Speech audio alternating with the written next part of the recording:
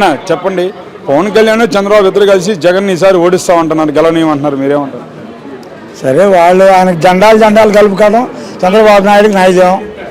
జగన్మోహన్ రెడ్డి గారు సింగిల్గానే వస్తాడు, గెలుస్తాం.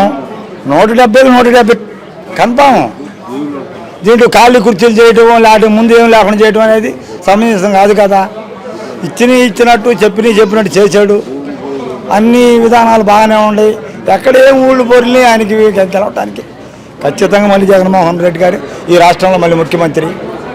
మరి జగన్ సభ ఇందని అన్నా ఖాళీ కుర్చీలు, మరి జగన్ సభలకి జనం రావట్లేదు, ఖాళీ కుర్చీలు దర్శనం వస్తున్నాయి అన్నారు. అంటే వాళ్ళు పొద్దున్నే లేకుండా ఒట్టి అంటే చూసి ఆ కుర్చీలు ముందు పొద్దున్నే వేసినప్పుడు అప్పుడు పోయి తీసుకొని వస్తారు. మీలాంటి ఛానల్ వాళ్ళు ఎంగిరితి పడాలా. ఎప్పుడో మీరు ఫోటోలు తీసేది వాళ్ళు అది చేసి చూపెడతారు. వాళ్ళు ఏం చేస్తారు, ఒక ఫోటో తీసేది అన్ని పేజీలకి వేస్తారు. మాకు చూడు ఎంత జనం వచ్చారో పట్టకో వేసామంటారు. అంత అబద్ధం అండి. ఎవడైనా రాజకీయ నాయకుడు ఈ దేశంలో ఉన్నారు, మీడియా సంస్థలు ఉన్నాయి. మీడియా సంస్థలు కూడా ఇంత అన్యాయంగా మాట్లాడు అనేది చాలా తప్పు అని నేను అనుకుంటున్నా. మరి అటు చూసినట్లయితే జగన్ సొంత చెల్లెలు షర్మిల కూడా జగన్ వ్యతిరేకిస్తుంది. సరే, ఆమె వ్యతిరేకించడానికి ఏముందంటే తెలంగాణ పోయింది, వాళ్ళకి ఎత్తింది. వాళ్ళు ఒక ముఖ్యమంత్రికి ఇచ్చారంటే ఒక దొంగకి ఇచ్చారు ముఖ్యమంత్రి అంది. ఆ పార్టీ వాళ్ళే కదా రేవంత్ రెడ్డి గారు. ఆ దొంగ చేతులు పెట్టారు అంది. ఆంధ్రాకి వచ్చి మళ్ళీ కండ వేసుకుంది. ఇక్కడ ఏం చేస్తుంది, ఎక్కడే సొంతం లేదు. చూశారు కదా పేపర్ ట్రీట్మెంట్ కూడా మీరు చూడండి. ఆమె గురించి ఇక్కడ మనకి ఎలాంటి ఇబ్బంది లేదు. కాకపోతే ఏ ఇబ్బంది వచ్చినా టీడీపీకి ఇబ్బంది. వాళ్ళ ఓటింగ్ టీడీపీ వాళ్ళకి వేయడం కానీ మనకి ఎలాంటి ఇబ్బంది లేదు. మనకు ప్రెస్ వాళ్ళ ప్రెస్ కాదు. అది ఎలా ఉంది మరి ఇప్పుడు జగన్? మీరు అటు చూసినట్లయితే జగన్మోహన్ రెడ్డి సిద్ధం అంటున్నాడు. అటు చూస్తే మొన్న భీమిలి, నిన్న దెందులూరు జనం కూడా తండకు వస్తున్నారు. ఎలా ఉండబోతుంది రేపు వచ్చే ఎలక్షన్స్? ఖచ్చితంగా జగన్మోహన్ రెడ్డి గారే. ఖచ్చితంగా జగన్మోహన్ 170కి 170 జీరో పెట్టేస్తాడు వాళ్ళకి. పవన్ కళ్యాణ్ జగన్ గెలవని అంటున్నాడు.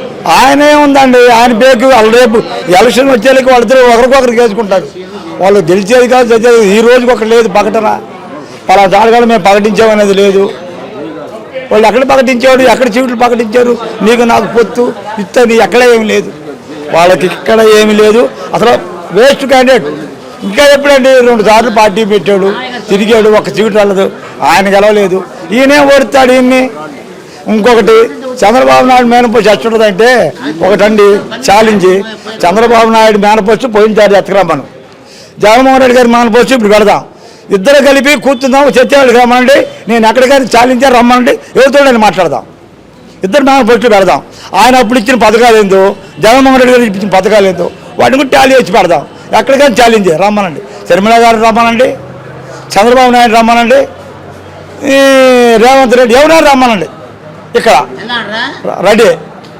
అవన్నీ కరెక్ట్ కదండి. ఖచ్చితంగా మీడియా వాళ్ళు మటుకు చాలా దారుణంగా చేస్తున్నారు. ఇటు ఏబిఎన్ వాళ్ళు, ఆంధ్రజ్యోతి, ఇవన్నీ వాళ్ళకు ఉన్నాయి 2, 3. మరి రోత అసలు అసహ్యంగా ఉంది చూస్తే.